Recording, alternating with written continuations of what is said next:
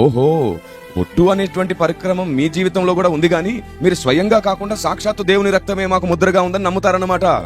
So మీరు బొట్టునేమి దూషించి ద్వేషించరు. నేను ఎందుకు ద్వేషిస్తే వచ్చేదే ఉంది?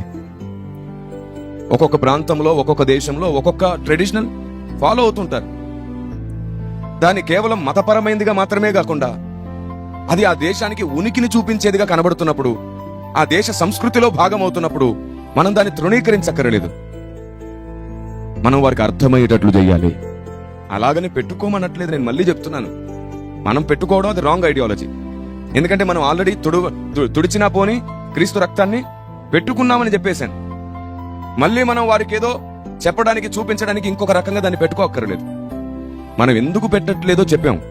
అలాగని వారు పెట్టుకోకూడదు అనేటువంటి సిద్ధాంతం మనం పెట్టకూడదు. ఎందుకంటే అందరికీ ముందు దేవుడు అంటే ఏంటో అర్థం కావాలి. ఆ ఒక్క దేవుడు ఎవరో తెలియాలి. రెండవది ఆయన్ని ప్రాణంగా ప్రేమించాలి. మూడవది ఆయనకు నచ్చినట్లే బ్రతకడం అలవాటు చేసుకోవాలి. ఈ మూడు సమాజం అలవాటు చేసుకుంటే చాలు అనేది మన సువార్త, అదే మన బోధ. చివరికి దేవునికి నచ్చినట్లే బ్రతకడం వారి సమర్పణ అవుతుంది, వారి భక్తి అవుతుంది, వారి తీర్మానం అవుతుంది. ఇప్పుడు చెప్పండి, ఈ మూడు చేస్తే మనం ఏమైనా చెప్పాలా? అది మార్చుకో, ఇది మార్చుకొని చెప్పాల్సిన పనుందా? ఆ ఆచారం వద్దు, ఈ ఆచారం వద్దు అనే సిద్ధాంతాలు అవసరమా? దేవుడు ఎవరో తెలుసుకున్నాడు, దేవుని ప్రాణంగా ప్రేమిస్తాడు, దేవునికి నచ్చినట్లు బ్రతకడానికి, రోజు మార్చుకోవడానికి ఆత్మదేవుని సహాయం తీసుకుంటాడు. మనం బోధించవలసింది పరలోక జ్ఞానం, క్రీస్తు జ్ఞానం, క్రైస్తవుని ఆలోచన విధానం, భక్తి సాధన విధానం, నీతిని, న్యాయమును, యథార్థతను, లేఖనములో రాయబడిన దేవుని సూత్రములను, దేవుని మర్మములను, ఇలా ఎన్నో సంగతులు బోధిస్తుంటే సంఘం నానాటికి ఎదుగుతుంది, ఫలిస్తుంది.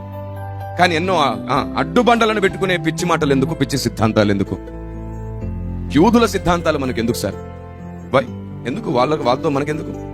వారెవరి పెళ్లిలకు వెళ్ళరు, ఎవరి చావులకు వెళ్ళరు, ఎవరి ఫంక్షన్లకు వెళ్ళరు, వారితో ఎవరిని కలుపుకోరు.